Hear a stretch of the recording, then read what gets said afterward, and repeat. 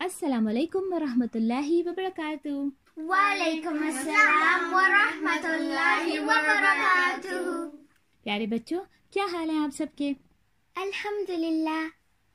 अल्हम्दुलिल्लाह। हमारी दुआ है अल्लाह सुब्हानहू तआला आपको हमेशा हंसता और मुस्कुराता रखे, आमीन। प्यारे बच्चों, हम आप सबको रसूलुल्लाह सल्लल्लाहु अलैहि वसल्लम की सीरा के सफर में खुश आमदीद कहते हैं। आज हम आपको इंशाअल्लाह बताएंगे कि मक्का में इस्लाम कैसे फैला और उन लोगों के बारे में भी बताएंगे कि उन्होंने इस्लाम कैसे कबूल किया। एक दिन रसूलुल्लाह सल्लल्लाहु अलैहि वसल्लम मक्का की एक पहाड़ी के ऊपर इबादत कर रहे थे। जब अबू जहल ने आप सल्लल्लाहु अलैहि वसल्लम को देखा तो पत्थर उठाकर आप सल्लल्लाहु अलैहि वसल्लम को इस पत्थर से मारा। आप सल्लल्लाहु अलैहि वसल्लम के सर से खून निकलना शुरू हो गया। फिर ऐसा हुआ कि आप सल्लल्लाहु अलैहि वसल्लम के चचा हजरत हमजा रज़ी अल्लाह ताला अन्हु वहीं से गुजर रहे थे। तो एक शख्स जिसने ये सारा वाकया अपनी आंखों से देखा था, हजरत हमजा रज़ी अल्लाह ताला अन्हु को बताया कि किस तरह अबू जहल ने आप सल्लल्लाहु अलैहि वसल्लम पे हमला किया है। ये सब सुनकर आप सल्लल्लाहु अलैहि वसल्लम के चचा हजरत हमजा रज़ी अल्लाह ताला अन्हु को बहुत गुस्सा आया और वो फौरन अबू जहल के पास गए। अबू जहल को मिलते ही हजरत हमजा ने अबू जहल को सर पर बहुत जोर से मारा और अबू जहल के सर से खून बहने लगा। इसके बाद हजरत हमजा रज़ी अल्लाह ताला अन्हु आप सल्लल्लाहु अलैहि वसल्लम के पास वापस आए और आप सल्लल्लाहु अलैहि वसल्लम से कहा कि उन्होंने आप सल्लल्लाहु अलैहि वसल्लम का बदला ले लिया है। आप सल्लल्लाहु अलैहि वसल्लम ने फरमाया, चचा, मुझे ज्यादा खुशी उस वक्त होती अगर आप इस्लाम कबूल कर लेते। ये सुनते ही हजरत हमजा रज़ी अल्लाह ताला अन्हु ने उसी वक्त शहादत के लफ्ज पढ़े और इस्लाम कबूल कर लिया। बच्चों, आपको मालूम होगा कि अबू जहल इस्लाम का सबसे बड़ा दुश्मन था।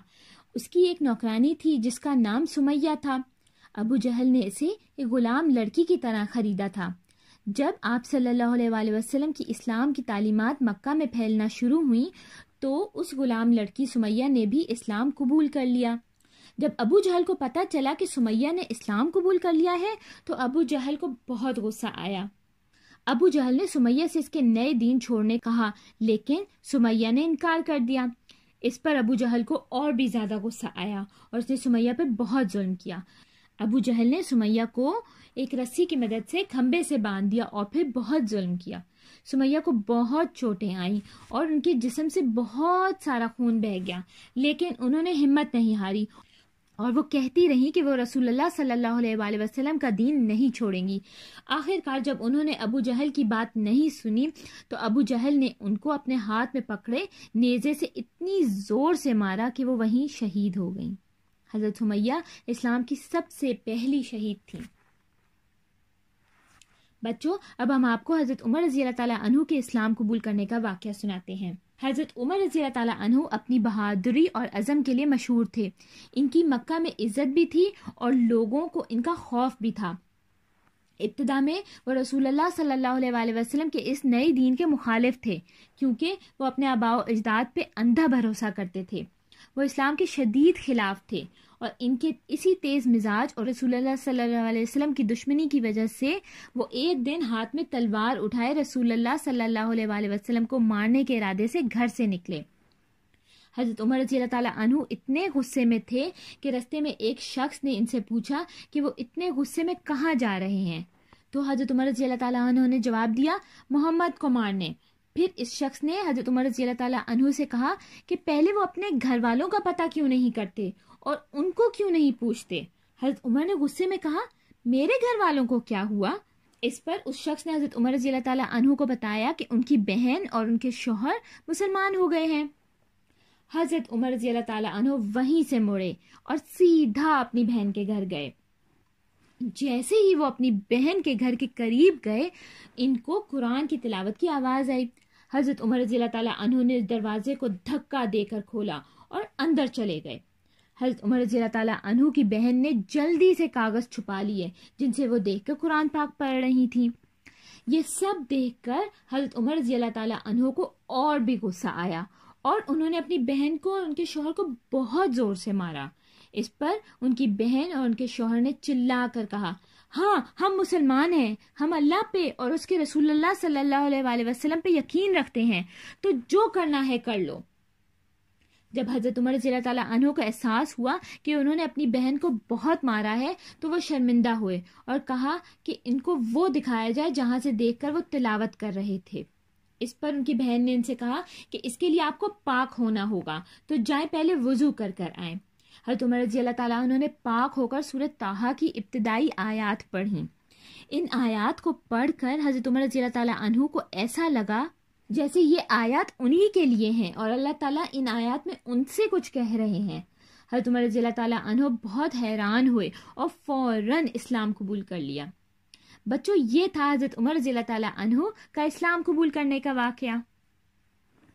جب قریش کو کوئی راستہ نہ ملا رسول اللہ صلی اللہ علیہ وسلم کو ان کے مشن سے روکنے کے لیے، تو پھر قریش نے عتبہ بن ربیعہ سے کہا کہ وہ رسول اللہ صلی اللہ علیہ وآلہ وسلم کے پاس جائیں اور ان سے مل کر ان کا دعویٰ کا کام روکنے کے لیے ان کو کچھ پیشکش کریں۔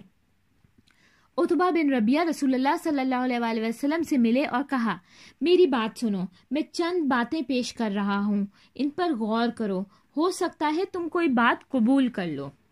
تو عتبہ نے رسول اللہ صلی اللہ علیہ وآلہ وسلم سے کہا، اگر تم چاہتے ہو کہ مالدار ہو جاؤ تو تمہیں اتنا مال دے دیں گے کہ تم سب سے زیادہ مالدار ہو جاؤ گے، اور اگر تم چاہتے ہو کہ اعزاز اور مرتبہ حاصل کرو تو ہم تمہیں اپنا سردار بنا لیتے ہیں، اور اگر تم چاہتے ہو کہ بادشاہ بن جاؤ تو ہم تمہیں اپنا بادشاہ بنا لیتے ہیں، اور اگر یہ جو تمہارے پاس آتا ہے کوئی جن بھوت ہے تو ہم اس کا علاج کے لیے اپنا مال خرچ کر سکتے ہیں تاکہ تم شفا یاب ہو جاؤ، اور اگر تم شادی کرنا چاہتے ہو تو تم قریش کی کسی بھی عورت سے شادی کر لو۔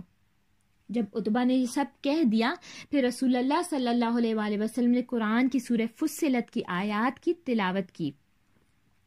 حامیم، یہ رحمان اور رحیم کی طرف سے نازل ایسی کتاب ہے جس کی آیتیں کھول کھول کر بیان کر دی گئی ہیں۔ عربی قرآن ان لوگوں کے لیے جو علم رکھتے ہیں، خوشخبری دینے والا اور ڈرانے والا ہے، لیکن اکثر لوگوں نے منہ پھیر لیا اور وہ سنتے نہیں۔ کہتے ہیں کہ جس چیز کی طرف تم ہمیں بلاتے ہو اس کے لیے ہمارے دلوں پر پردہ پڑا ہوا ہے۔ قرآن کی ان آیات کے خوبصورت الفاظ نے عتبہ کو بھی حیران و پریشان کر دیا۔ عتبہ اپنے ساتھیوں قریش کے لوگوں کے پاس واپس گیا اور ان سے کہا کہ اس نے کبھی ایسے الفاظ نہیں سنے جیسے رسول اللہ صلی اللہ علیہ وآلہ وسلم نے اس کی بات کے جواب میں اس سے کہے۔ یہ الفاظ نہ تو شاعری تھی، نہ جادو، نہ ہی کوئی بنائی ہوئی کہانی۔ عتبہ نے کہا، میں نے ایسا کلام سنا ہے کہ واللہ میں نے ایسا کلام کبھی نہیں سنا۔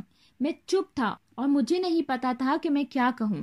اس شخص کو چھوڑ دو، مجھے ڈر ہے کہ کوئی واقعہ ہو کر رہے گا اور ہم پر سزا نازل ہو جائے گی۔ تو بچوں، یہ تھے کچھ واقعے اسلام کے پھیلنے اور لوگوں کے اسلام قبول کرنے کے۔ اگلی دفعہ انشاءاللہ ہم مسلمانوں کی حبشہ کی طرف ہجرت کے بارے میں جانیں گے۔ اس کے لیے ہماری سیرہ کی قسط دیکھتے رہیے اور اگلی قسط تک اپنا خیال رکھیے گا۔ السلام علیکم ورحمۃ اللہ وبرکاتہ۔